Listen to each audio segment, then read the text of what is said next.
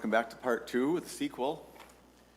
The first part was amazing. Just wait till you see what tonight's going to hold. So just to kick off the evening, we're going to start with Senate File 1350 and then go back to Senate File 671 and continue our order. So Senator Utke, welcome back. Oh, okay. Let's just move the bill then. All in favor?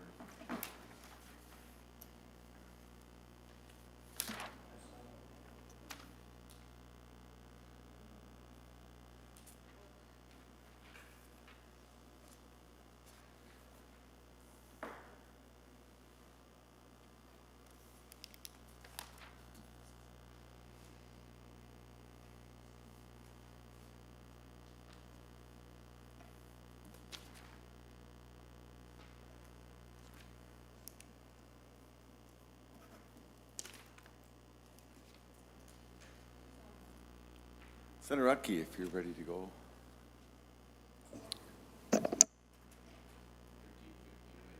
Correct. Okay. You have a few bills in this committee, Senator Utke. That's right. Thank you, Mr. Chair. Probably your best one. I didn't want to start with the wrong folder. No. But, okay. Mr. Chair and members, I'll do a little quick introduction here on Senate File 1350, and then we've got a testifier who will fill in all the things that I missed. So, members, this bill directs DHS to find ways to reduce substance use disorder provider paperwork. Senate File 1350 directs the Commissioner of Human Services to consult with relevant stakeholders to develop, test, and recommend systems improvements that minimize regulatory paperwork for substance use disorder programs. In developing the recommendations, the Commissioner shall contract with a vendor that is experienced in similar projects, shall ensure stakeholder input is considered, and shall maximize client benefits and provider utility. The project must accommodate any recommendations regarding substance use disorder treatment program systems improvements issued by the Department of Human Services pursuant to Laws 2019 First Special Session Article 6, Section 76. The Commissioner will then report on these recommendations to the Legislature December 15th, 2022. And in the bill, Section 2 appropriates $318,000 in fiscal year 2022 from the general fund to the Commissioner of Human Services to fund the proposal. Included is $200,000 for the contract with the vendor and $118,000 in fiscal year 2023 for the department to carry this action out. This is a one-time appropriation request. And with that, Mr. Chair, I would like to bring forward our testifier, Mr. Egley.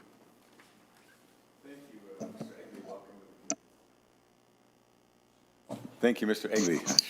You're muted. Welcome to the committee. Thank you. Thank you, Chairman Abler and members of the Senate Human Services Reform Policy and Finance Committee. My name is Lance Egley on behalf of the March Professional Association, the largest substance use disorder professional association in Minnesota. Passing Senate File 1350 on paperwork reduction and systems improvement is going to be the culmination of work by this committee for the last 4 years and also by the March Professional Association, as well as work that I've been doing for 7 years trying to rationalize and improve chemical health services in the state. We're building on legislation passed over 2 years ago that required a report from the Department of Human Services. And we had a hearing on a similar bill last year. And as a result of these, we have the March 2020 DHS report recommending that this work be done. Starting this past September, we began voluntary collaboration between DHS and March toward this end. Unlike our attempt 4 years ago, where DHS suddenly lost interest in this project, This has been a very slow but steady increase in commitment on the department's part to this project. And the increased commitment was accomplished partly by including the uniform service standards that the department has been working on for several years and has already completed some work with the mental health side on. The increased commitment, although this new effort has been promising, we haven't been able to put in as much time as we had anticipated when we started. And we've made most of our project progress in the area of capacity building rather than in the substantive changes needed. So to further this capacity building, this year's bill makes two changes from last year's. The first is to specifically name some groups that are needed for this process that are not in the direct authority of the Community Services Division of DHS. Those are the Licensing Division, the Minnesota Department of Health, Healthcare Administration, which monitors Medicaid for the federal government, and the IT services that we need to make technical changes. The second kind of change is that it appropriates a concrete amount of money investment in an amount recommended in the DHS report in place of blank amounts in last year's bill. This money will fund an outside consultant who is familiar with doing similar projects in other states, and it will also provide DHS the money it needs to fully do its part in implementing this. If passed, this bill will rationalize and make consistent publicly funded chemical health treatment in Minnesota. It will free time for LADCs and other staff members throughout Minnesota from paperwork to allow them to spend more time with direct service to clients. And it will help the department to focus and simplify the training, education, monitoring, and enforcement that it needs to do. In addition, we've got good documentation that spending more than 25% of time for direct service people away from clients causes burnout and early departure from the field. And the current Minnesota requirements require at least 25% of the time to be spent on non-direct service activities. Other states have also achieved increased client retention, reduced clients' burden, and savings in department staff time. On behalf of March, I welcome any questions or requests for comments on other suggestions the committee may have received that Senator Abler or any of the other committee members might have. Thank you. So Senator Utke, do you want to go stand for questions now, or what would you like? Thank you, Mr. Chair. Yes, if there's questions or comments for either myself or Mr. Egley. Questions from members? I just actually have a kind of a philosophical question for the department. Is there a department person assigned to this project here?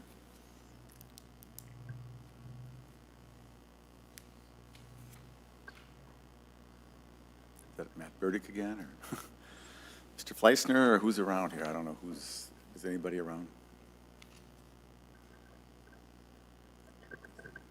Mr. Burdick. Hi there. I don't. Good evening, Mr. Chair. Matt Burdick with DHS. I don't know that I'm the assigned person, but I am here and happy to take questions.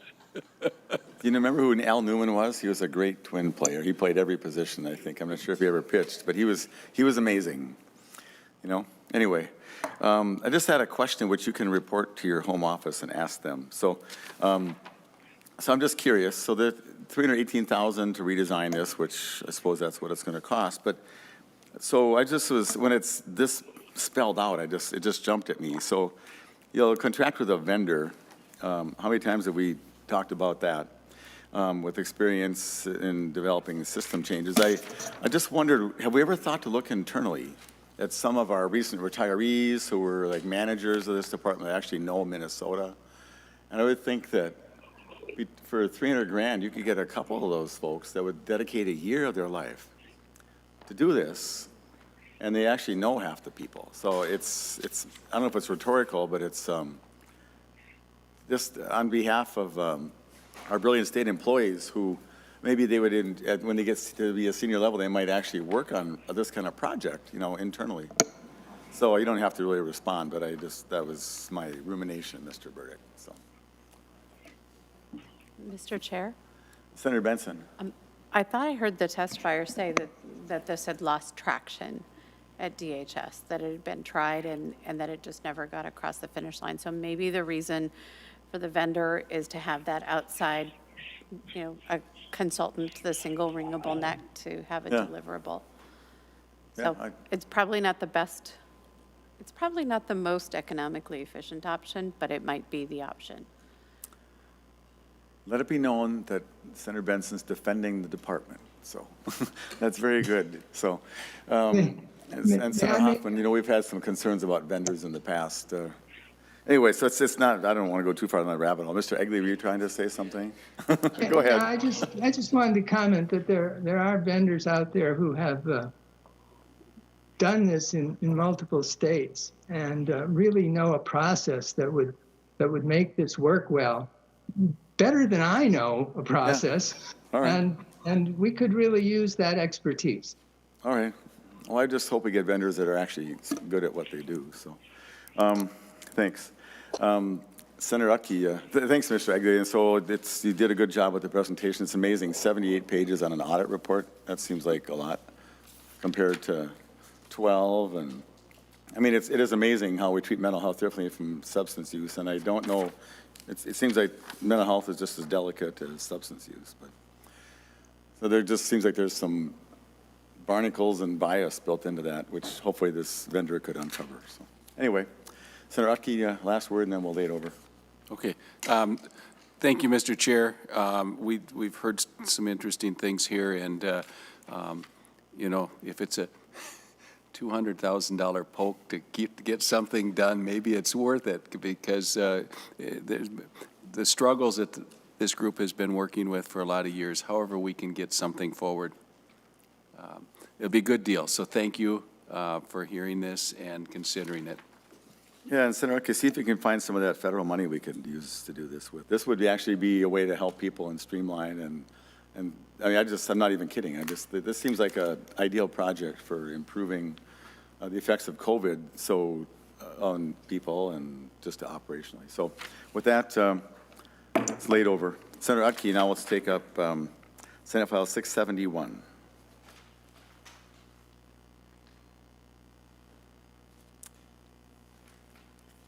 Where did that go? Okay. Home health services. Yeah, thank you, Mr. Chair. And when we get done, what's the path for 671? I know this is its second stop. It's being laid over. Being laid over? Okay, thank you. Thank you, Mr. Chair and members. Senate File 671 is a home health and home care nursing services rate reform legislation. Members, we have all had many conversations over the years about our shared goal as policymakers, the administration, advocates, and service providers to increase access to the services that support older Minnesotans and those with disabilities, so they can remain living in their own homes and/or with their families as long as possible. Senate File 671, brought to me by the Minnesota Home Care Association, is a specific and solid step we can take to move in this exact direction. The bill proposes a restructuring of the rate system for home health services and home care nursing services. This restructuring will move us towards more sustainable reimbursement rates so that we as a state can increase access to these services that support older Minnesotans and those with disabilities. Again, so that they can remain living independently in their homes and therefore avoiding needing to access more intensive and expensive services. The association and others have worked with DHS since last session on technical assistance for the bill, and we believe they are comfortable with the current structure of the bill. So with that, Mr. Chair, we've got a couple testifiers lined up that would like to weigh in and give us some additional information. Thank you, Ms. Messerly. Welcome to the committee. Chair Abler. Sorry, I was being muted two ways, so I just wanted to make sure I was being heard. Chair Abler and members of the committee. Perfect, you're coming through loud and clear. Thank you, Senator Utke, for bringing this important bill forward, and to the committee members for hearing it today. My name is Kathy Messerly, and I'm the Executive Director of the Minnesota Home Care Association, representing nearly 140 agency members. At MHCA, we are acutely aware, as you all are, of the rapidly growing number of Minnesotans who, without access to home care services, will have to turn to more intensive, expensive, and currently overly stressed facility-based care. Our state budget cannot afford to provide that level of intensive care to all who need it, and it's not the preferred option. The bill before you today proposes an annual adjustment to state medical assistance reimbursement rates for home care services and home care nursing. This annual adjustment would be triggered by changes in the federal Centers for Medicare and Medicaid Services home health care market basket. This basket is a forecast of what is expected for the cost of increases for the payment year. The annual adjustment to state medical assistant rates would match the CMS percentage changes. Minnesota has done very important work updating other healthcare reimbursement systems to include minimal, regularly scheduled adjustments to reflect what current data tells us is the true cost of the components of providing quality services. However, home care services are one of the areas where rates do not include this data-driven adjustment, and the rates therefore remain unsustainably low. Restructuring the rate-setting system would allow to increase access to care and support more Minnesotans to live as independently as possible. I will now turn it over to Judy Gill to speak briefly about her organization's experience providing home care nursing services. Welcome, Ms. Gill. Thank you, Chair Abler and members of the committee. My name is Judy Gill, and I'm the Chief Clinical Officer of Pediatric Home Services. PHS provides hospital-at-home services, allowing children to receive care in their homes and to achieve their best lives in their community across the state of Minnesota. Home care nursing services is a key component to the care our kids need. Without access to home care nursing, children remain in the hospital, medically stable and ready for discharge for extended periods because agencies like ours cannot attract enough nurses to staff new cases. A study conducted in Minnesota showed that discharge to home was delayed by 55 days on average due to lack of nursing at exponentially higher cost and unnecessarily higher risk for facility-based infections and complications. To put a finer point on this, the state of Minnesota reimburses home care nursing providers $41.76 per hour for complex care provided by a registered nurse. PHS's direct patient care costs are $61.63 per hour. Clearly, that math doesn't work and doesn't reflect the additional costs for administrative support, regulatory and compliance oversight, or the more recent additional costs associated with PPE and other uncompensated costs triggered by the pandemic. Our nurses are phenomenal, just ask our families. Their level of skill is equal to that required to provide ICU level of care. And we find ourselves to be a recruitment pool for children's hospitals where nurses earn $35 to $43 per hour. Despite our creative efforts, our engaging culture, and our adorable kids, this is an area where we can't adequately compete. The bill in front of you today will not fill this gap, but we believe it is an important step to recognize the value that home care providers bring to the healthcare continuum and provide us with an assurance that future rate setting will keep better pace with changing conditions. Thank you for your time, and I'm happy to take any questions. Well, thank you very much. And is it Ms. Guile? If you want to turn your camera on, you could, but Oh. it came through fine with the sound, so maybe we had to pay better attention. So. I'm sorry. all right. Judy, it's Judy Giel. Gil, Gil. okay, thank you. There you are, hi. Yeah, hi. All righty, Senator, so you ready for questions from members? Yes. So questions from members? Ms. Giel or Ms. Messerly, I just have a question. What's that?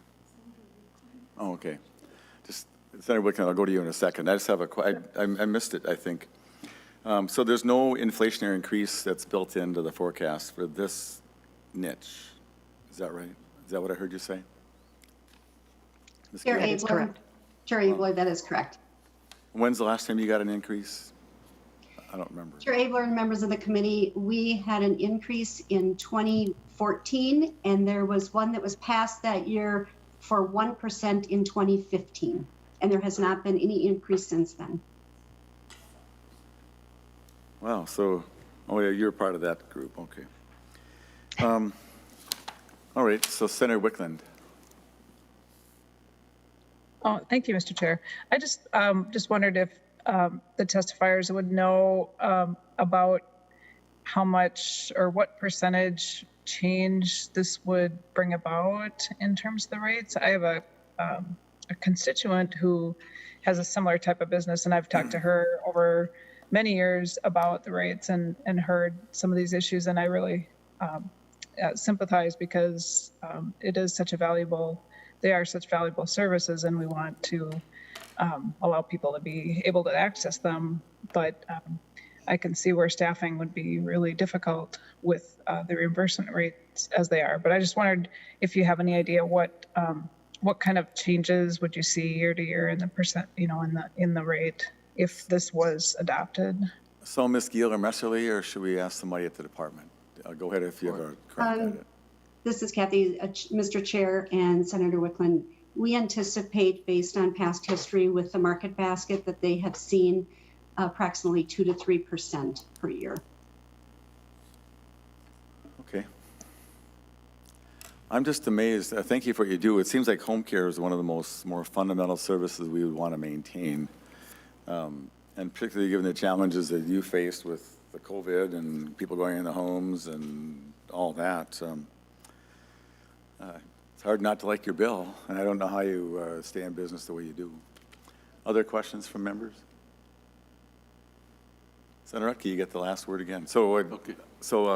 We'll keep this on our list. So Okay, thanks. thank you, Mr. Chair. And yeah, again, this bill, all it will do is put in those annual increases just to match what we're doing at the feds.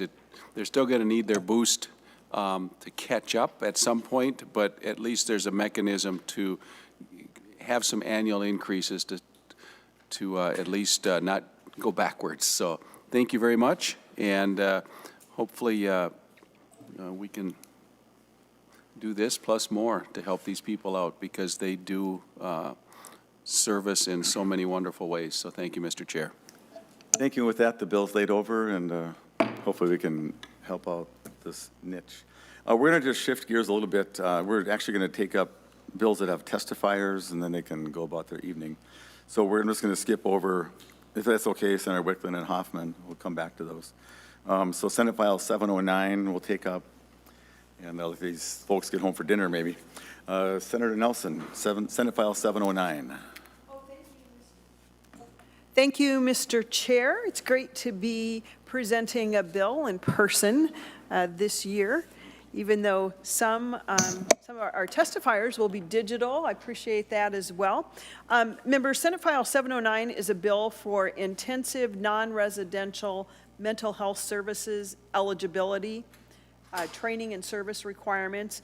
It is a very, I want to thank my bipartisan co-sponsors, Senator Abler, Senator Hoffman, thank you for your sponsorship. This is the Youth Act.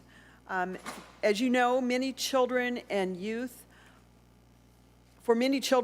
there are options to access community-based mental health services, especially school-linked mental health services that can meet their needs. However, some youth will require more intensive mental health services, and unfortunately, there are very few resources for these youth and their families to access intensive mental health services in the community. Last session, the legislature passed some policy changes to the Youth Act program, but there's still work to be done. Senate File 709 focuses on one successful program to provide these supports in the community. Intensive non-residential rehabilitative mental health services, or Youth Act, ACT, provides a multidisciplinary and team-based approach that is modeled off the assertive community treatment, or ACT teams, for the adult population. While the eligibility criteria are different for Youth Act, both provide intensive supports in the community for children and youth with serious mental illnesses. The Youth Act team coordinates treatment for mental illnesses, school employment, housing, family engagement, and physical health services. Currently, Guild Incorporated and Northern Pines Mental Health Center offer Youth Act services. So there's still more work to be done to improve and sustain the Youth Act program, and that's why Senate File 709 is here getting things started by letting younger children and older youth be eligible for Youth Act services. Probably never more important than a time like this coming out of the pandemic and the related closures and mental health challenges that come with that. This will increase much needed access for intensive mental health services for children, while allowing older youth to remain on Youth Act if the service is still beneficial and they're not eligible yet for the Adult Act team. Mr. Chair, would you like me to move Senate File 709? Sure, just to get it before us. Yeah, thank And you, it'll be Mr. laid Chair. over eventually. Yep, I'll move Senate File 709 so that it is before you. And briefly, as I said, the bill expands eligibility for Youth Act services to children as young as 8 and youth as old as 25. And one Youth Act team can treat children between the ages of 8 and 16, or the other category would be ages 14 to 25. And they must have specialized training for the age ranges that they serve. And then in Section 4, there's a technical fix to stipulate that the treatment team must complete an individual treatment plan for each client. So it's pretty straightforward, Mr. Chair, but it will make a big difference in helping our youth who have been impacted greatly by this. Mr. Chair, I do have 3 testifiers. Okay, I see 2, but we'll start with, which one? So I see Addison Moore and Dr. Brian Godfrey. And then you have another one? Sue Abderholden with NAMI. Oh, okay, got it. Available. So let's start with Addison Moore and then move along. So, welcome. Thank you, senators, for having me today. So dear senators, I am speaking to you today to share my story and express my support for expanding Youth Act team services to those 18 to 25 years old. By authorizing this expansion, you will have the ability to save lives that are real people that will make real change in this world.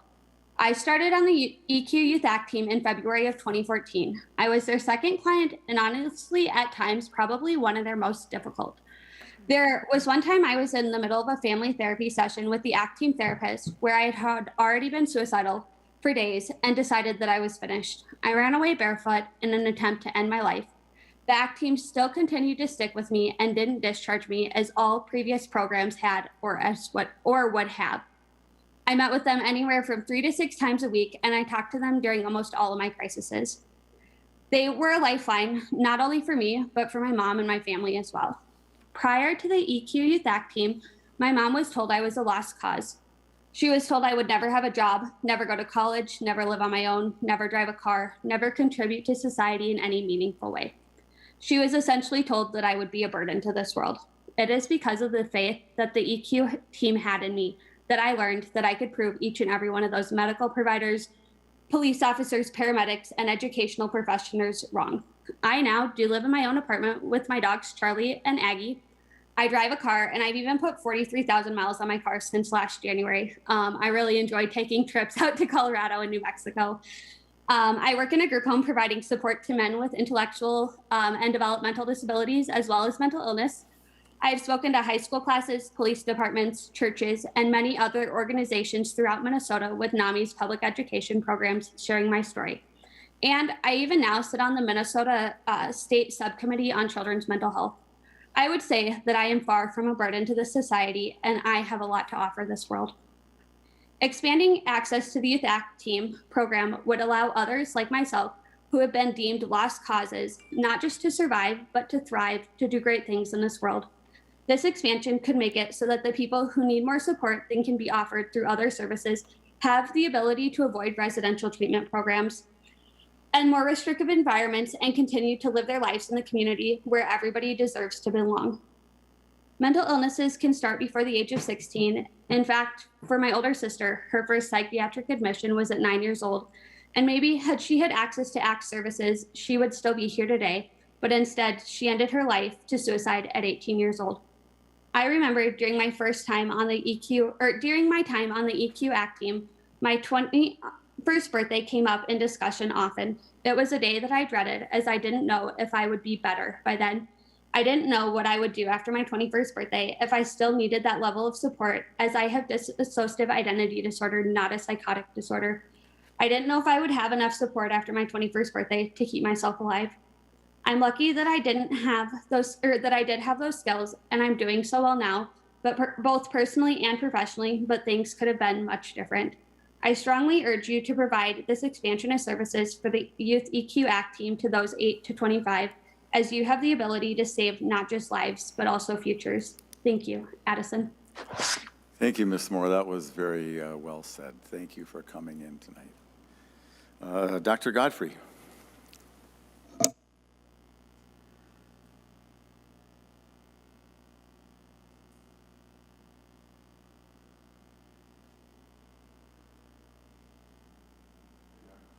Unmute.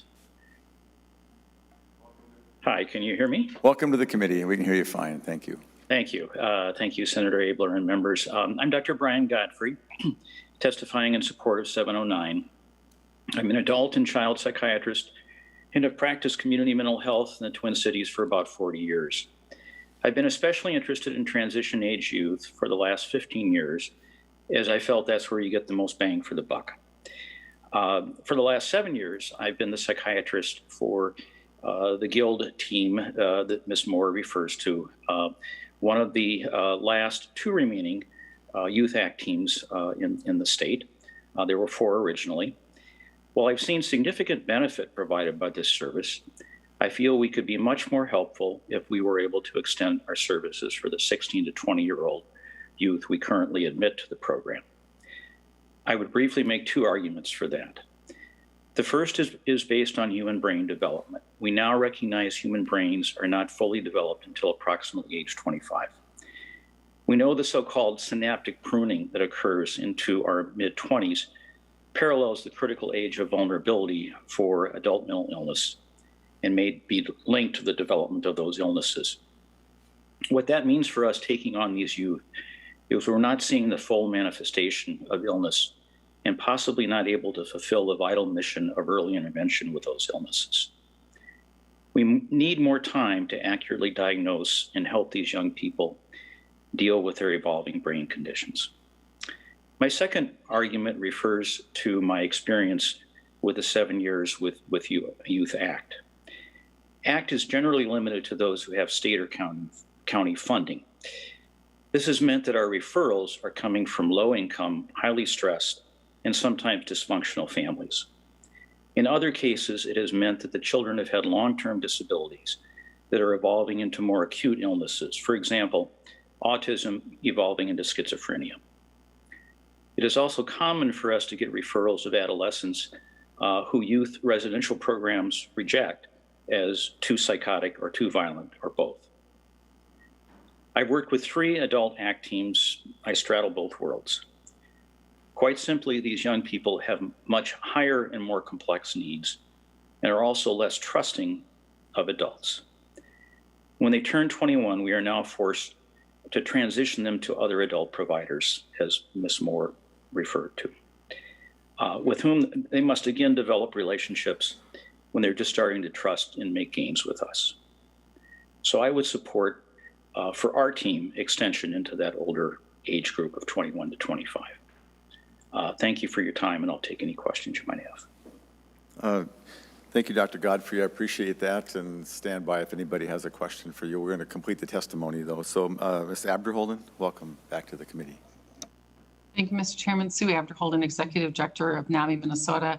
Really here to answer questions, but I just want to stress that transition age, and that when these young people get cut off at 20, they don't even qualify often for an adult ACT team. And so extending the age will actually really help them transition fully into adulthood and be well, as Addison certainly showed us. So we would appreciate your support, and thank you, Senator Nelson, for authoring the bill. Well, very good. Questions from members?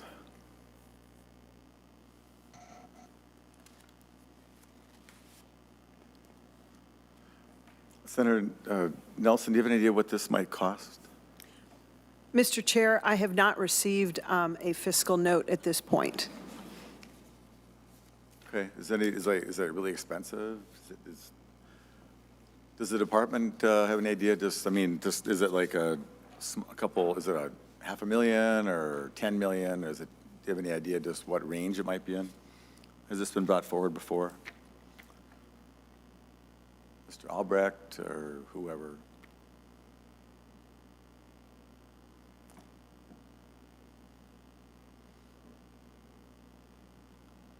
Hey, Mr. Chair, the only thing I can offer is Ms. Abderholden shaking her head like no, like it's not too much.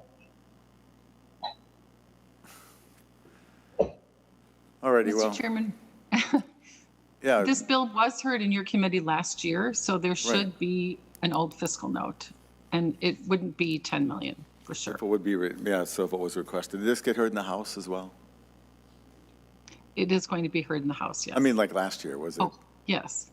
All right, so I'm just curious. If I might jump in, and I don't know what our current Dr. rate Godfrey. is. I would say that many of the youth who transition off the team at age 21 go into services at least as expensive, some into adult foster care because they don't fit into adult ACT. Many go into adult ACT, and I think the expense would be more, perhaps I believe the rate is even higher for adult ACT. So. All right. So to the department fiscal noters out there, see, Dr. Godfrey, unfortunately, we don't always score dynamically. They just charge costs and don't point out what savings might be, which would just be very frustrating to you, I predict, as it is to me. So, but to the department who is fiscal noting this, notice the savings that could be available by not needing other more expensive services. Anyway, Senator Nelson, you get the last word, then we'll lay it over. Thank you, Mr. Chair, and our testifiers. And to the point of dynamic scoring, I know we've talked about that a lot, but we could specifically ask that question, and I will follow up, and particularly ask the question about the cost savings by providing appropriate treatment or appropriate options at the right place. And I will secure the fiscal note from last year too, Mr. Chair. Thank you. Thank you, and very good. So with that, Senate File 709 is laid over. Senator Nelson, Senate File 933. Thank you. Thank you, Mr. Chair. I'd like to bring to you Senate File 933. It's the first psychotic episode bill. I know we have heard this in the past, and we have funded this in the past. I'd like to thank my co-author, Senator Wickland. And I'd like to move Senate File 933, Mr. Chair. Schizophrenia is one of the most disabling conditions in the world, and while we do not yet know how to prevent it, we can prevent it from becoming disabling, and that's the intent of this bill. One of the first symptoms is psychosis, although not everyone experiences psychosis while developing schizophrenia. Psychosis temporarily interferes with the brain's ability to make out reality, and it causes disruptions in thoughts and perceptions. And symptoms can include things like hearing, seeing, tasting, or believing things that others don't.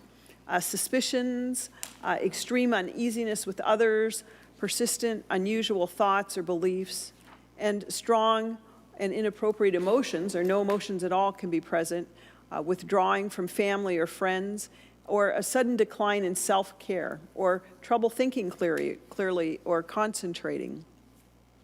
Psychosis often comes and it goes in episodes. It is more common than most people think. It affects about 3 in 100 people during their lives.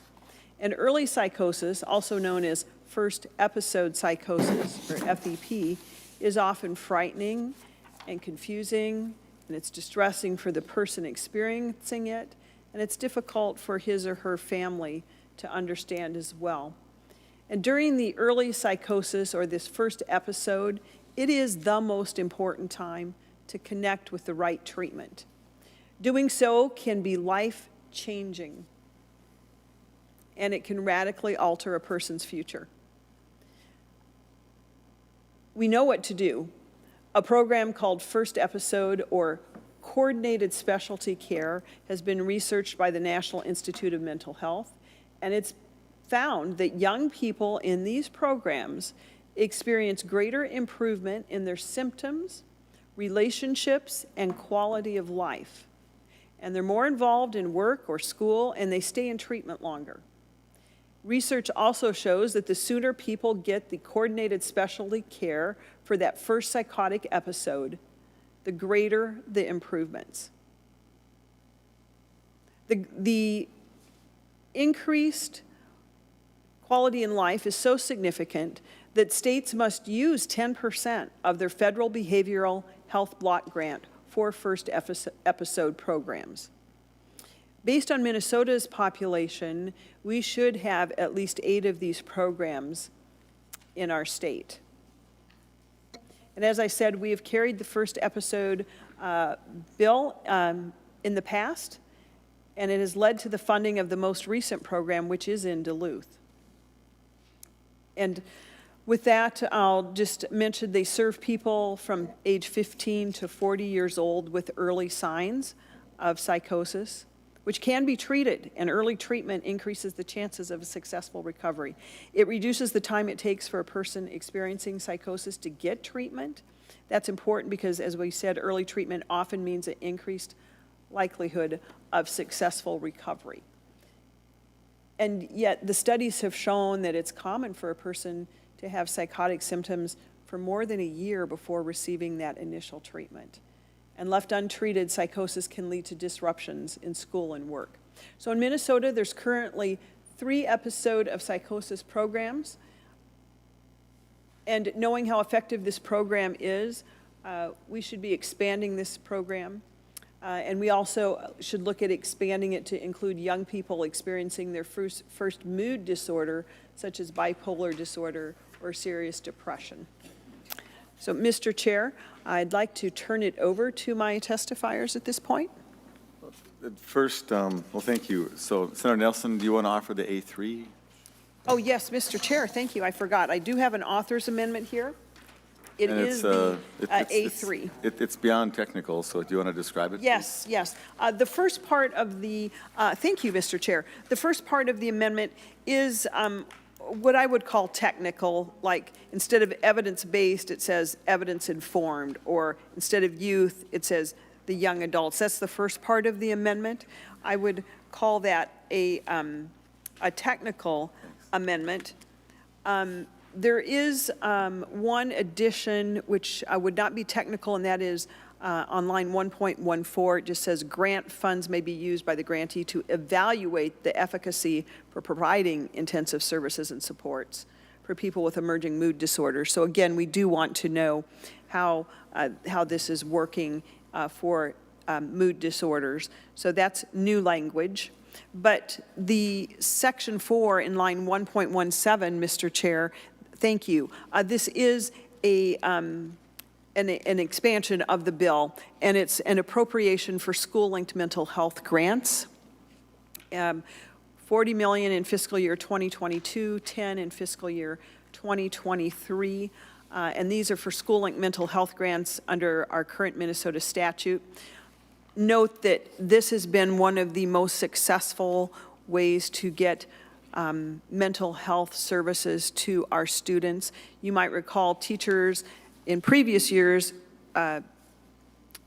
talked about the importance of counselors in helping students make sure they have their graduation standards met and their schooling met and their FAFSA form and what are they going to do next. But as you talk to counselors and teachers this year, and in years prior, quite frankly, the number one concern is mental health.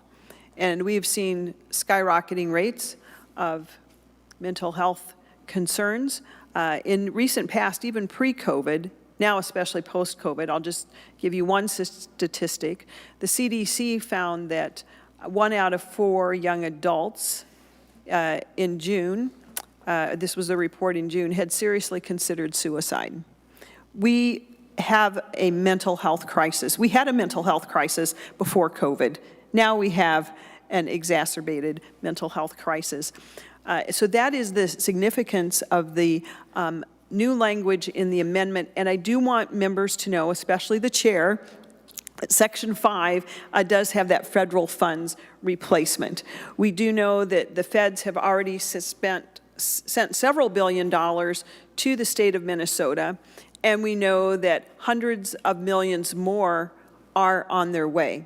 And so I want to make sure that it's clear that there is the federal funds replacement language in the bill, in the amendment, Mr. Chair. Well, thank you. And Senator Nelson moves to A3.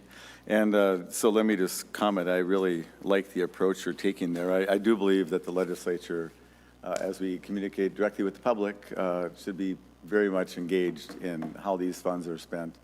And I think that I appreciate your leadership in dipping into these funds to put them to good use. This is highly appropriate. And so I guess I'll speak in favor of the amendment. Any other questions about the amendment from anybody? I don't see any hands, so speak up if you want to say anything. All in favor of the A3, say aye. Aye. Opposed? Okay, the testifiers. Ms. Abderholden, welcome back. Thank you, Mr. Chairman. Again, here for questions, but just want to point out that in addition to the first psychotic episode program, we also want to start looking at first episode mood programs. So young people who develop very serious depression or bipolar disorder. There's been some research, but not as much as first psychotic episode, but we know that they too struggle. And so if we can really provide these intensive supports around them as well, we can again prevent people from becoming disabled by their mental illness and also avoid the criminal justice system. But I'll turn it over to the other two experts who are here today. Yeah, well, good. I'll save my questions for later then. Ms. Howe, welcome. Thank you, Mr. Chair and members of the committee. My name is Nancy Howe, and I'm the parent of a young adult who has struggled with severe mental illness for over 16 years. I'm testifying in support of Senate File 933 regarding continued funding for first episode psychosis programs. My 31-year-old son was diagnosed with schizophrenia as a junior in high school. Before he became ill, he played the violin, was in drama and debate, played football, loved to snowboard, and was well-liked among his peers. Sadly, life for our family changed forever on September 23rd, 2006, when he experienced his first episode of psychosis and was hospitalized. At that time, our family didn't receive adequate support for his illness because the mental health resources were so limited and fragmented at that time. It was an ongoing struggle to find providers and secure services for him. Since that initial episode, he has been hospitalized 13 times, has been in 2 90-day residential treatment programs, and is currently under civil commitment to take his medication. Even on medication, with the isolation that comes from having very few friends, no work, no purpose in his days, the voices often return.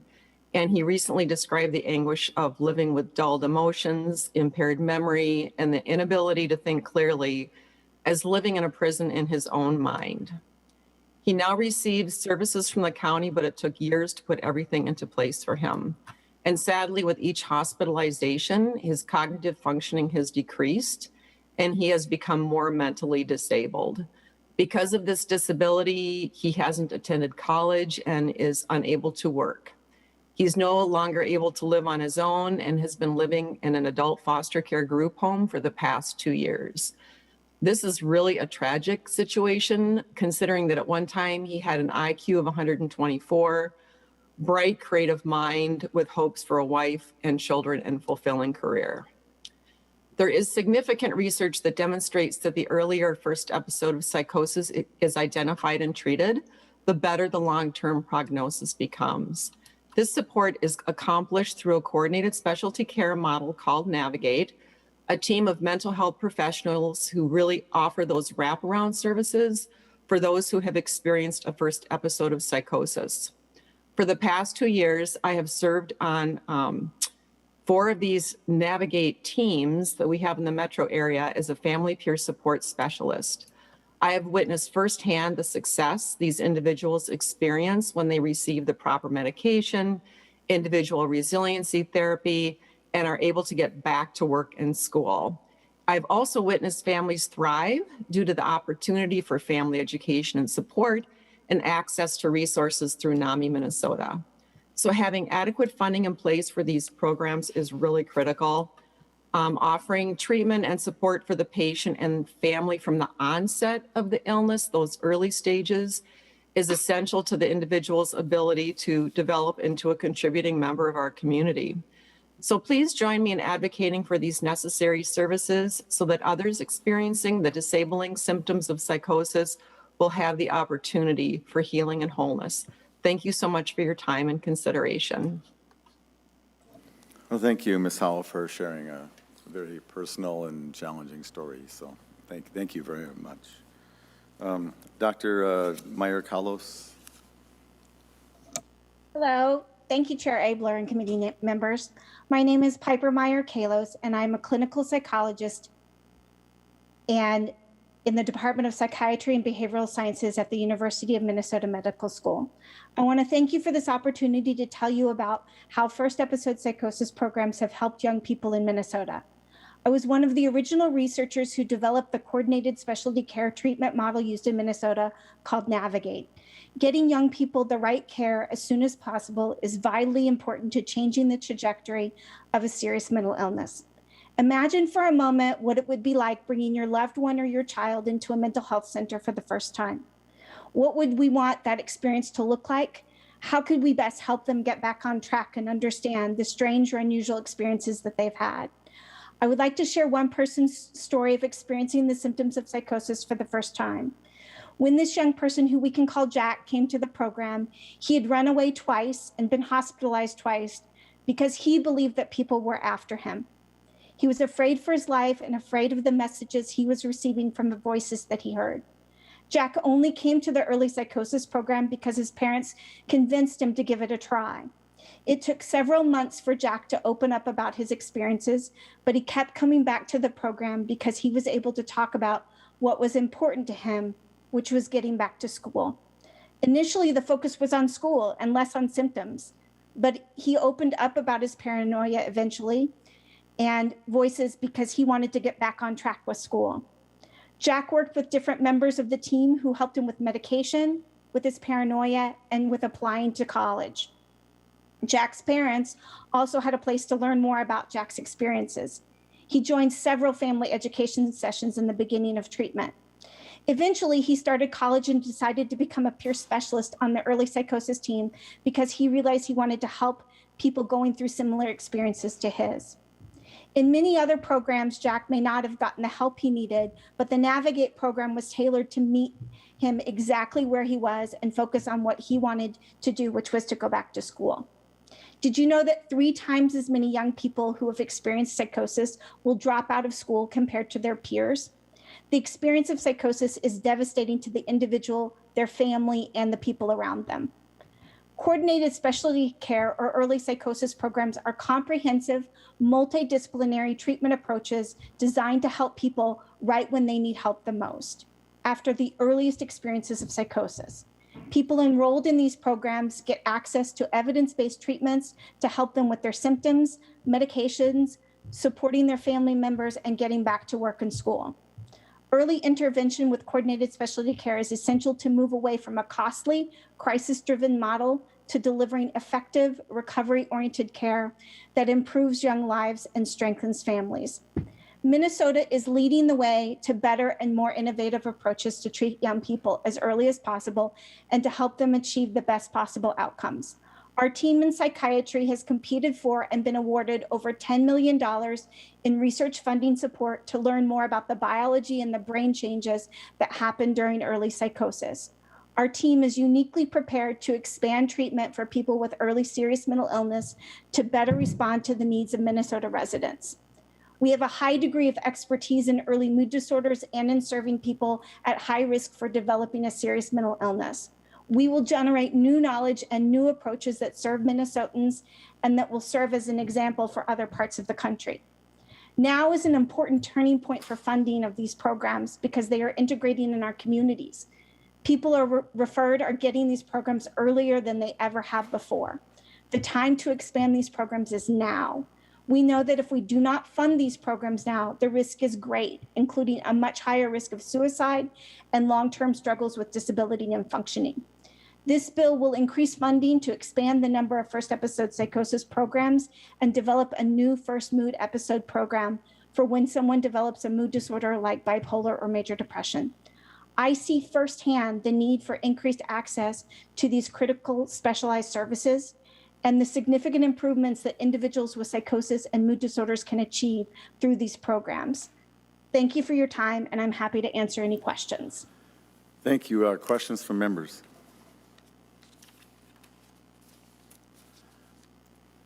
I have one. Ms. Abderholden, I heard you say something, or no, Senator, somebody said 10% of the block grant's supposed to go for this sort of. I said that. Yeah, Senator Nelson did. But I thought you might know about that. I thought I heard you say that in the past. I remember this bill from before. Can you comment about that, please? Yes, Mr. Chairman. Because of the effectiveness of this, Congress actually requires every state through their SAMHSA grant to set aside 10% of the dollars to use towards this. I've been asking DHS if we can find out exactly how much those dollars were and how they're being used, but I don't have an answer to that yet. So this could be a federal compliance issue. Mr. Chairman, yes. We know that some of the funding is certainly used at the department to monitor the grants.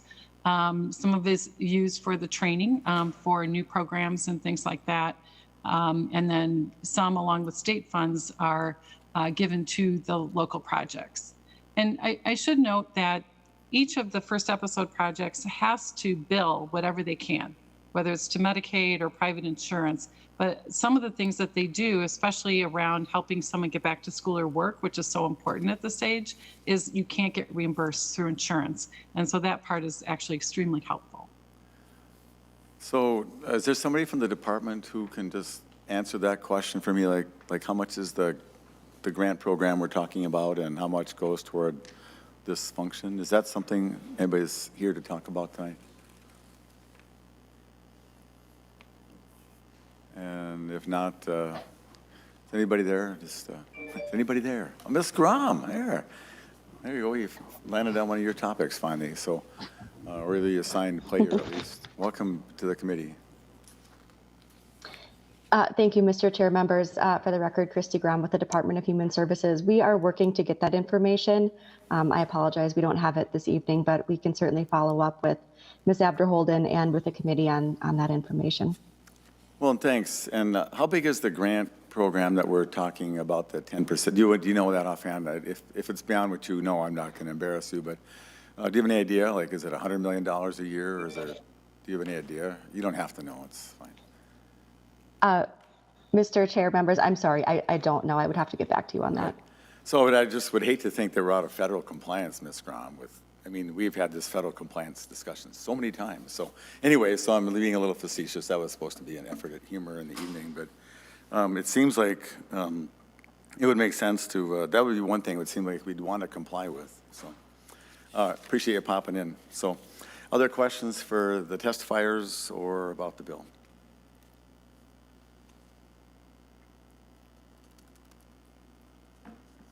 Seeing none, Senator Nelson, you get the last word. Thank you, Mr. Chair, and I want to thank my testifiers as well for putting a personal face and story to why this bill is so important. And I am very hopeful that we are able to move this bill forward, both parts of it. Number one, the coordinated specialty care for that first psychotic episode will change lives. And we know the second part of the bill, the amendment part, with the mental health grants in our schools, it will change lives, Mr. Chair. It will save lives. Well, thanks. And just actually while you're around, Ms. Abderholden, too, before I lay the bill over, you have friends who read just as well as we do. If you can discover some of these federal programs that are coming down, we would be happy to provide legislative guidance on how to spend those. And I think that that'd be a great idea. So anyway, with that, very good hearing, and thanks, Ms. Howe in particular. So thanks for being here. The bill's laid over. Senator Housley, Senate File 1075. There you are. Thank you for having me, Mr. Chair. Want me to go? It's your party. I don't know if it's much of a party. Oh, this is what we do for fun. Sorry. Yeah, I know. I was off my camera because I finally got to get some dinner. So Senate File 1075 is home and community-based waiver assessment requirement modifications. A little bit of background: home and community-based services are waivers. Home and community-based service waivers provide supports for people with disabilities to live in their community, either in their own home or a corporate foster home or group home. These waivers provide services and supports beyond the typical health and mental health services offered through MA in order to prevent institutionalization. People with mental illnesses are eligible for the Community Access for Disability Inclusion, also CADI waiver, and it's used to prevent hospitalizations or being placed in nursing homes, state hospital, or residential treatment. An HCBS waiver is automatically terminated after someone has been in a hospital or residential treatment program for 30 or more days. If someone with a mental illness on a CADI waiver requires hospitalization or residential treatment for 30 or more days, they lose their waiver and will have to reapply upon discharge. And it can take 60 or more days to reapply for the HCBS waiver, and puts people with mental illnesses in a very, very vulnerable situation.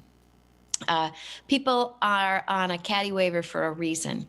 They need this higher level of support in order to successfully live in the community. So it makes no sense at all to discharge them from the hospital without their waiver, without their services. So Senate File 1075 is going to prevent the unnecessary termination of a CADI waiver. Instead, it'll automatically close the waiver after 30 days. Senate File 1075 would allow for the suspension of the waiver for up to 121 days if the patient continues to require treatment in an inpatient or residential setting. Following their discharge, the person's waiver will be reinstated at the same level it was prior to admission. This will allow someone to immediately access the supports and services in the community that they need upon discharge. If they need additional services, they can ask for a reassessment, but at least they are leaving with the services in place. I have the A1 amendment, Mr. Chair. Senator Housley moves the A1 amendment. It looks like it's pretty technical. Do you want to describe the insertion of the word "this" and the word "paragraph"? Like, whoa, that's kind of a heavy amendment, Senator. Yeah, well, we think it was kind of a little technical error. It wasn't supposed to say section. It was supposed to be this paragraph. Yet nothing in this paragraph shall change annual long-term care consultants instead of nothing in this section. It's a big amendment, Mr. Chair. I remember being here as a regular citizen, wondering why they took a whole legal piece of paper to have 2 lines. So I was going to do it as an oral amendment, Mr. Chair. no, it's all written down. It's right here. There you are. Nice long. There you go. Any questions about the A1? All in favor, say aye. Aye. Opposed? There you go. It's passed. So, you have a testifier. Do you want to have Ms. Hanson come? Yes, I have Ms. Hanson as a testifier. Thank you, Mr. Chair. Welcome to the committee, Ms. Hanson. Thank you, Chair Abler and members of the committee. Can you hear me? Yep. Yes. My name is Sue We Hanson. can hear you. If you have a camera to turn on, that would be nice. Your camera's off, but your mic's on. Huh. Okay. There Am you I are. there? There you go. Oh, It's the camera's on. right. I'm sorry, I'm not very good at this. I'm not very technically savvy. My name is Sue Hansen, and I'm a longtime member of NAMI, Minnesota. My husband Dan and I are parents of 3 adult children. Our youngest son Joel is 46 years old, and he has lived with schizophrenia for 26 years. It took us over 15 of those years to get Joel into a stable housing situation with supports in place. He has had over 40 hospitalizations. He's had 2 long-term stays at Anoka, and I couldn't begin to count how many times he's been in the ER. We finally got him on a caddy waiver, and the rest of it all sort of fell into place not long after that. Joel has lived in a group home now in the community for about 10 years. About a year and a half ago, he ended up in the hospital with catatonia. In fact, it is frequently referred to as schizophrenic catatonia. This is a very serious condition that leaves the person unresponsive, unable to eat or drink, and it very quickly becomes life-threatening. The doctors did everything to keep Joel alive. He was on IVs, of course, and the day that they were going to put the NG tube into his stomach to feed him more nourishment, he began to swallow liquids. This was about 6 or 7 days into this particular hospitalization. This was the longest that he could go without more substantive nutrition. He was very weak. He was still very ill, and he had just started taking his antipsychotics again as well. So it took a while to get him back. He was in the hospital for 29 days. The docs wanted to keep him another week or 2 until he had stabilized more, until the meds had helped him more. In their estimation, he needed a bit more time in the hospital. But because we were so afraid of losing his caddy waiver, the supports and housing, on day 30, we asked the doctors to discharge him. He went back to his group home, and with intensive help from staff, we were able to get him back onto his feet. There was no magic. It was a slow process, but likely it would have been a bit easier if he had been able to remain in the hospital longer. To my husband and I, who had been through these 40 hospitalizations, Joel did not seem well enough to leave the hospital. At the time that Joel was hospitalized, his caddy manager had stated to me that it could take 2 to 3 months to conduct the MinChoices assessment and get Joel back on the caddy waiver again. After nearly 10 years with the same provider, it would have been especially difficult to find another provider who would understand his situation as well, or provide as much support as was needed. Our provider would have been willing to try to work with us, but we couldn't expect them to go without payment for the supports for that length of time. Joel did not need another assessment. He needed to have the supports there for him when he was discharged, no matter how many days he was in the hospital. We cannot imagine what would have happened if he had been discharged on day 40 without any supports waiting for him and without being able to access anything for months. In our estimation, even an extension of 2 to 4 weeks would have made all the difference and allowed Joel to get the care inpatient that was needed at that time. I urge you to suspend, not terminate caddy waivers when people are in the hospital or residential treatment for 30 days or more. Thank you. Well, Ms. Hansen, I personally, I just want to comment. You're an exemplar of so many of the parents and family members that we see in our lives and in front of this committee who just devote themselves so selflessly to their children and loved ones. And your son is lucky to have you, so I'm surprised at the trouble you had. Questions from members? Senator Hoffman? Oh, Ms. Grom, I have a question for you. I know this is your topic area. So,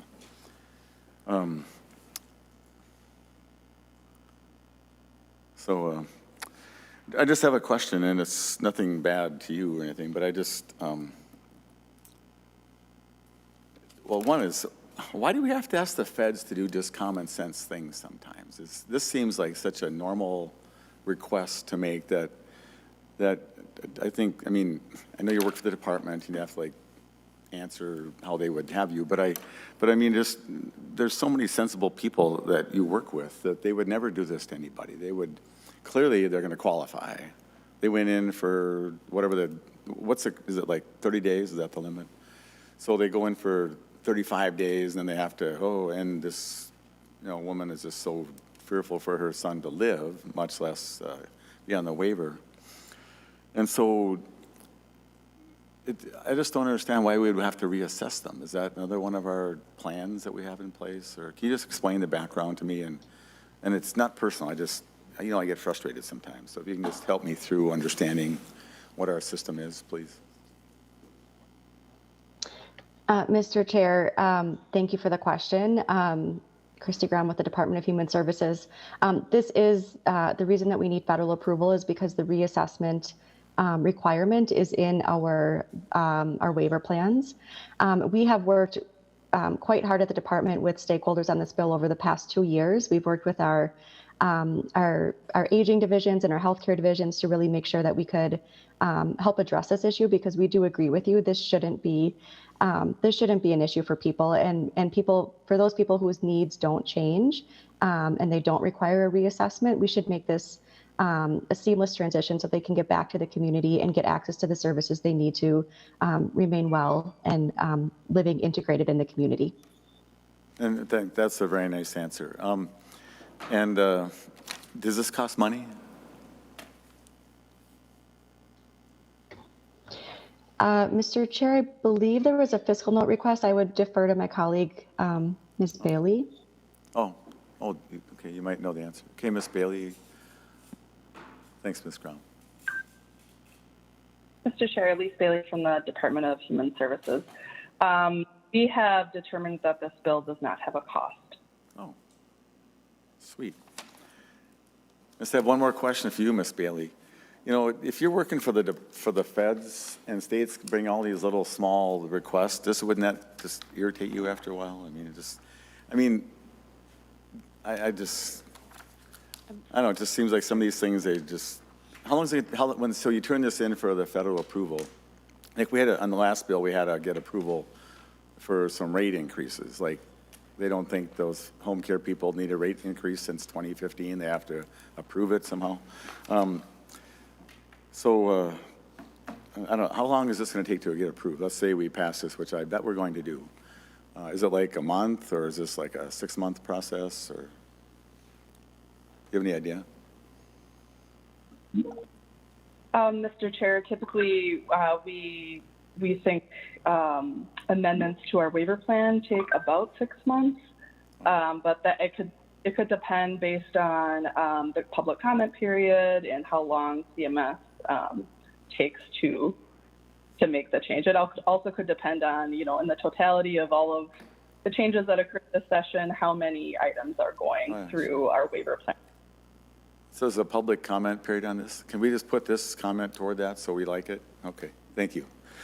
Appreciate your work. Senator Benson. Mr. Chair, are we laying this over, or are we moving it? If it doesn't have a fiscal note, I don't know if you intend to have. We were going to lay it over, but I don't know. No pressure, and Senator Housley's on the committee, so if you decide you want to move it later. But if there's no cost, and we can do something and get it moving. I don't know what the House action is on this either. I'm not going to make Ms. Johnson's job harder, Mr. Chair. She's waving you off. So it could go either way. So, I mean, if we want to move it to the floor, we could. And then we'll stick it in omnibus if it doesn't go anywhere. So what do you want to do, Senator Housley? Does that sound like a good idea? Mr. Chair and members, yeah, I think I would like to have it to go to the floor, because then maybe if it does do something in the House, we can start this process. If it does take 6 months, we can start it sooner rather than later. I agree with you. It's too bad that there is that process, and it does something that's so simple and common sense. And, you know, there's going to be more people besides just Mrs. Hanson's son that are going to be falling into that gap. So, yeah, if we could get it sent to the floor, if that's okay with Miss Johnson. We probably are just throwing this at her. She's Sorry, the Brittany. committee parliamentarian, so like the Senate You know what, parliamentarian that wouldn't allow the. Every once in a while, Mr. Chair, I think we should do that to Brittany. Oh, yeah. That's funny. And so Senator Housley, to me, this topic, and the department, they're just some of the best people that work there on this stuff. But, and so, but I feel like you have a person visits your house and then they say, can I get a drink of water? And you go like, sure. And they come back later, can I have a drink of water? Like, quit asking. Just like, it's like, just do it. Anyway, so Senator Housley, should we just make the motion to move it to the floor and be done? Let's do that. Thank you, Mr. Chair. I guess I can make that motion. You can.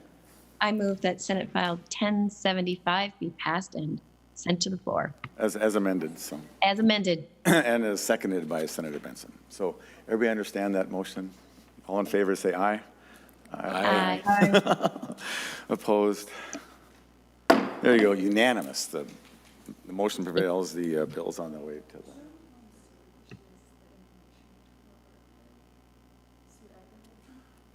What about? Oh, okay, thanks. So let's revert to Ms. Abderholden. So thank you, that bill is done. And we're going to take up, just in a minute, we're going to take up Senate File 1572. But in the meantime, we have a special guest reappearing to answer a question that we had before. Ms. Abderholden, welcome back to the committee. Thank you, Mr. Chairman. So I Googled it to find out, at least in 2019, how much federal money we got through the federal mental health block grant. And in 2019, it was 10.3 million. And do you have any idea? So probably those 3 programs might cost $1 million. Is that possible that we're close to complying with that? There's state money in there too, Senator, so I'm not sure. Oh, so it's net. So so we need to spend $1 million of federal money net on those programs. All right. Well, there you go. So the department staff, you can ask your federal compliance officers. Anyway, so. Thank you, Mr. Chairman. Thank you for the people just tuning in. We've spent a great deal of time not doing stuff because we couldn't do federal compliance, and there's some really good ideas that we could never get out the door. So, Ms. Johnson, we should not do evening hearings. It's just going to be getting worse as it goes on later. So, Senator Wickland, Senate File 1572.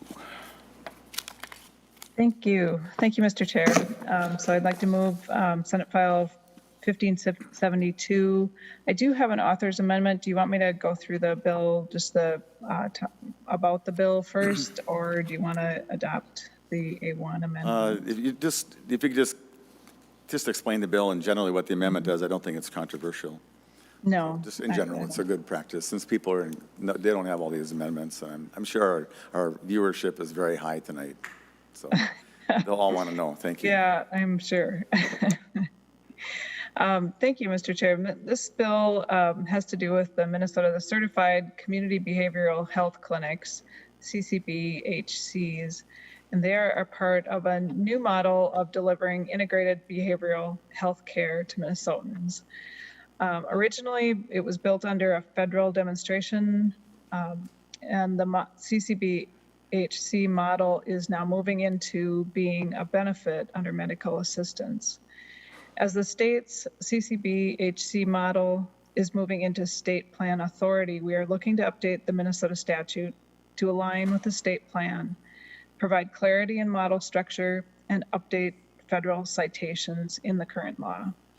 The language changes in this bill are adding clarity and guidance to the current CCBHC model, and many sections of new language come out of the state plan amendment submitted to CMS to align the statute with the state plan. This bill would make the following policy changes to CCBHC statutes. It is correcting federal citations. It aligns statute language with Medicaid expectations and commitments. It offers more structure to referral processes and partnerships, and it outlines and clarifies a new state-based quality performance structure.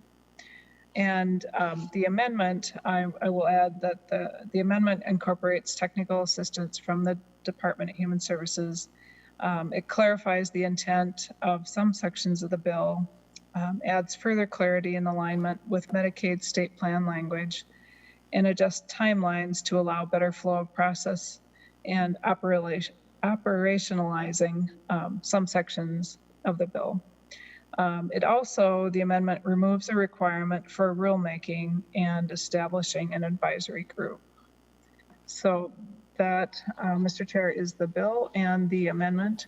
I was able to participate by early in the process of this model a few years ago, and I'm happy to see it move forward as a benefit now under medical assistance.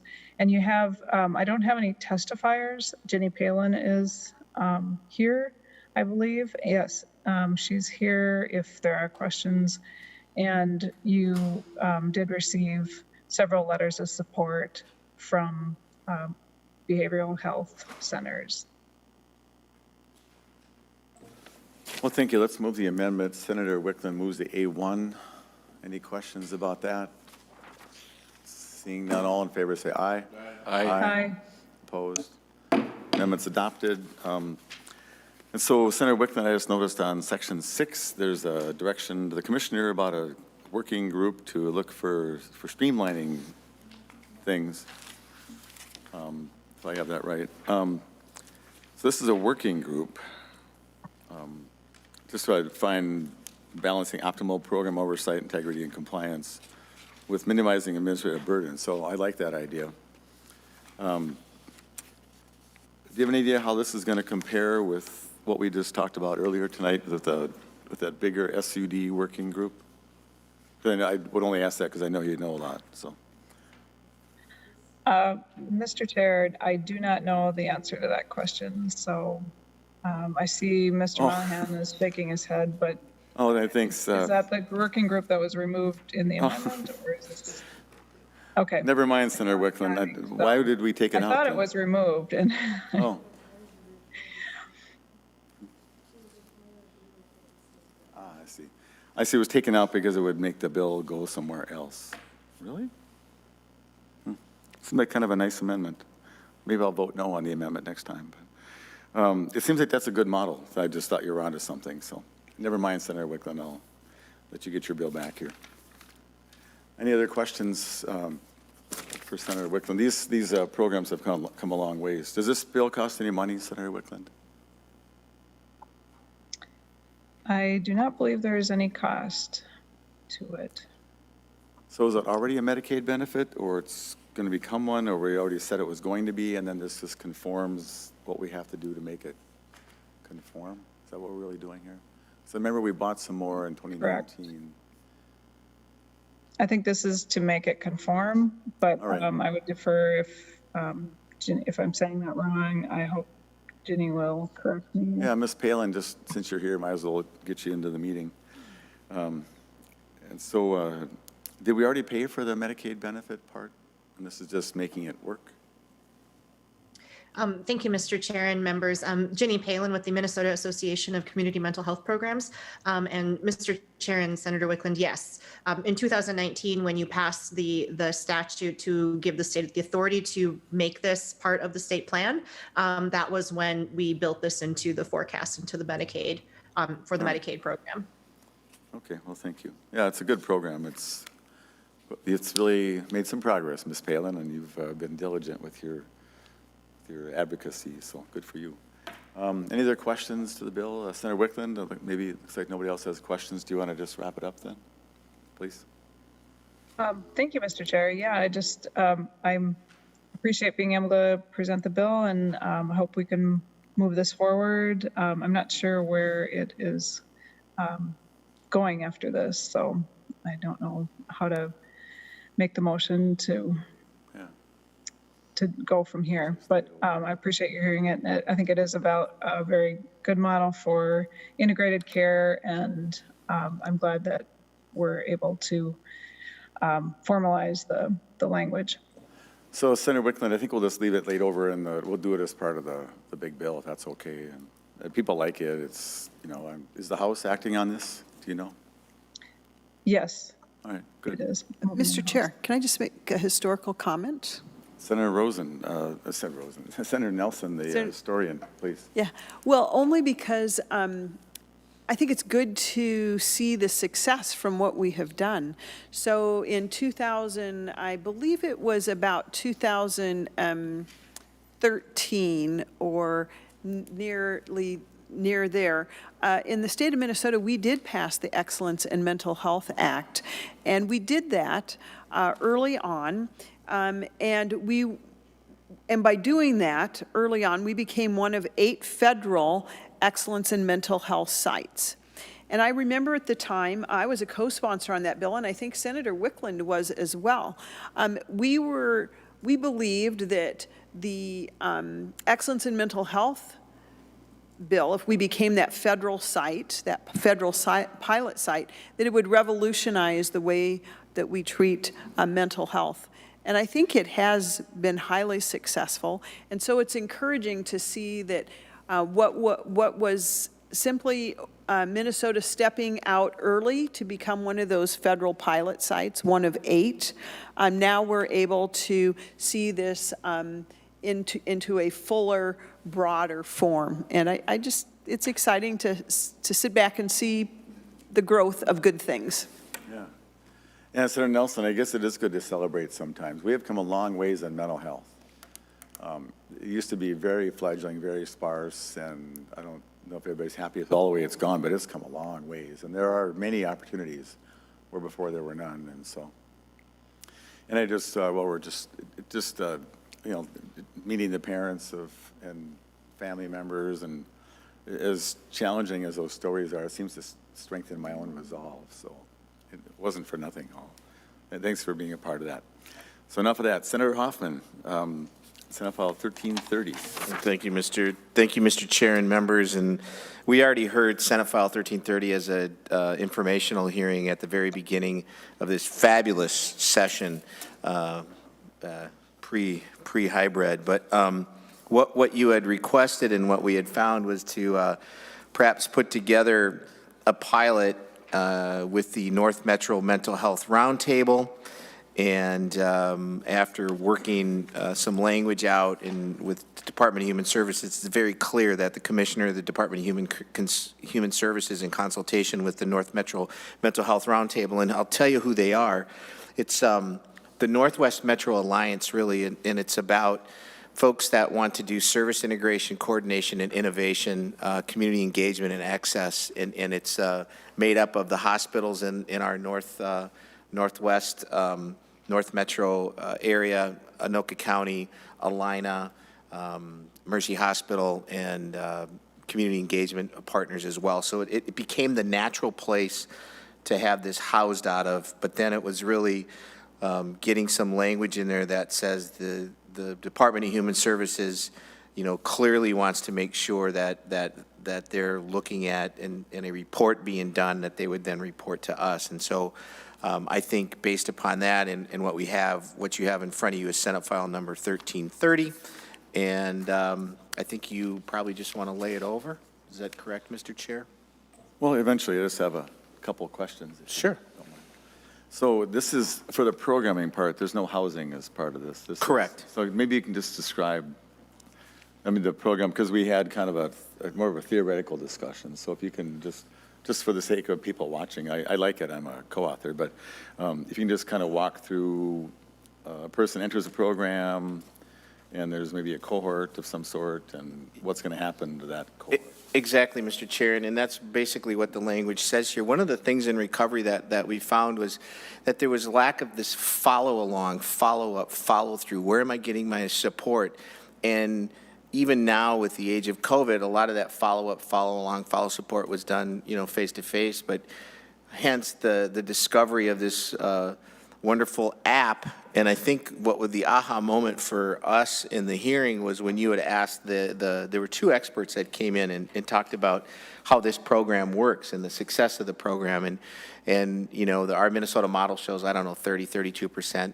Somebody that has better data set, I think that's where the success rate is. But you had asked, what are you seeing? And she had given a guidance. She's seen everything from 66 up to 82%. I mean, to me, it just was an aha moment that all of a sudden now I'm being able to utilize some tools in front of me to be successful in my recovery, right? Because I'll be able to outreach to those people that are supporting me in my recovery and supporting me, especially in my mental health stuff, because there's some co-occurrence that are going there, right? And so we had some social workers and county administrator who was a social worker, and they were quite impressed with that and said, you know, there's huge potential here. And so with that, it was like, let's do this. And I think that's where you get that. So two things: successful outcomes, because if we know somebody's going to stay in recovery and be successfully healthy, they're going to have a better life. They're going to keep their job. They're going to keep their family intact. They're going to keep their community intact, right? Number two, there's no coming back into the system, hence costing the system dollars more because you have to go through another set of what's keeping me from being in fully recovery. So the process for this, Mr. Chair, is absolutely gets people into that whole thing about transparency and accountability. And you'll see some success out of this as we've seen some pilots already. Well, very good. And I'm just looking at the time frame, and so it's the money would be let July or so, and then there would be a report in a year from that point about. Is that enough time to give it a good run through? I think so, Mr. Chair, and I know that when we had first done some language, and Christy Graham is on here, I think the technical advice and assistance that the department provided back to us, if that isn't, I mean, the right language, I don't know, Christy, do you want to comment? Does that question that Senator Abler asked, does that give you enough time, do you think? So I was just thinking if I was going to do it, I'd have an initial report then, and maybe a follow-up a year later, just as a friendly thing to talk about. So, Ms. Graham, do you want to comment? No.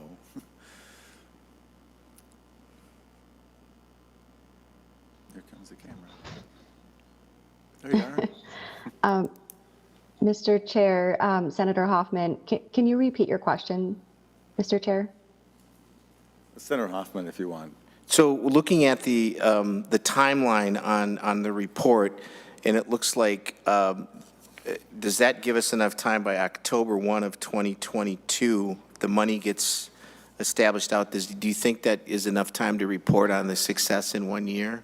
That was more or less your question. Wasn't it on the October timeline versus the August 31 timeline? What do you? Well, I was just, my thinking was if you had a report, the first report come back, you know, in a year or so, October is fine, and then a year after that, just to see how it worked, you know, so there's some longevity. Would that make sense, Ms. Grom, and would that cost any money? Mr. Chair, members, I think that date would make sense. It usually takes us about 6 months or so to RFP and get these grants kind of out the door. So having about a year or so to look at, to evaluate how things went makes sense from our perspective.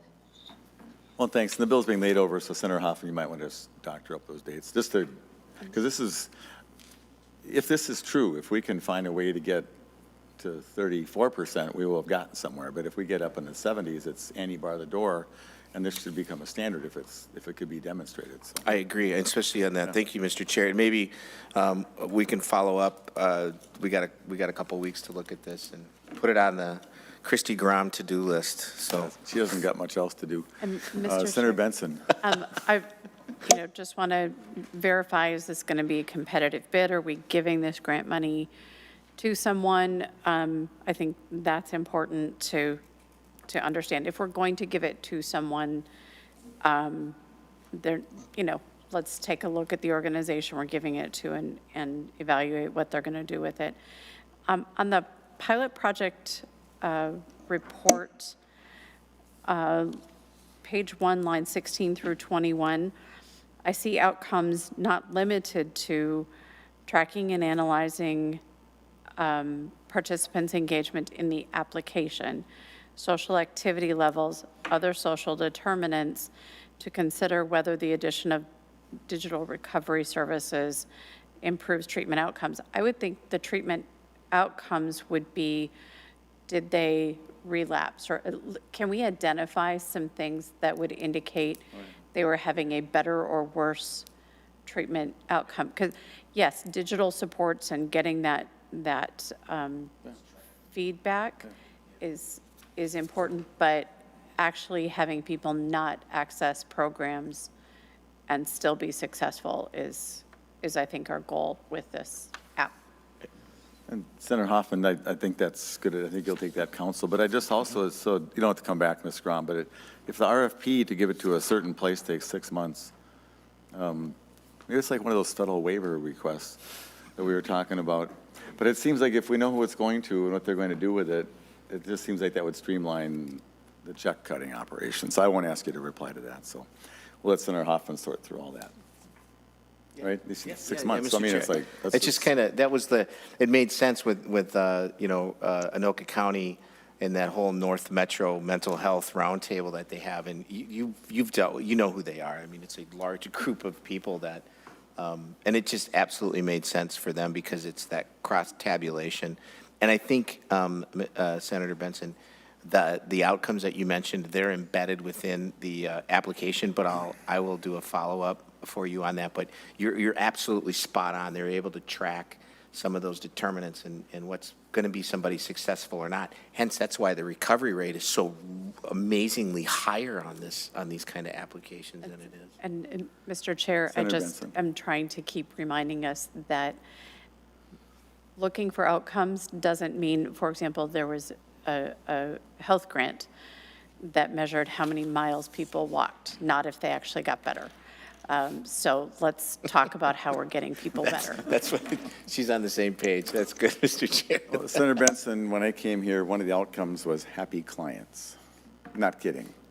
It was client satisfaction. It was, and in all these, and so it's come a long ways. And thanks for that advice. That bill's laid over. Before we leave, I'd like to bring Senate File 1572 back off the table. And Senator Wickland, would you like to move that to the floor? We were just talking with staff, and there's really no reason to keep it, but with the caveat that we're not sending you off just on your own in oblivion. If you need a ride into the omnibus world, we want to make sure it gets safe, but it's ready to go, so let's just move something along here. So. Okay, thank you, Mr. Chair. Yes, I would like to move Senate File 1572 be recommended to pass and move to the floor. As amended, so. As amended. Everybody understand the motion? All in favor, say aye. Aye. Everybody likes it. Everybody opposed? Better not be. Motion prevails. The bill is passed to the floor. This was a really good hearing. I think that really good content, thanks to the testifiers in particular and the lives we're hoping to change. With that, we're adjourned.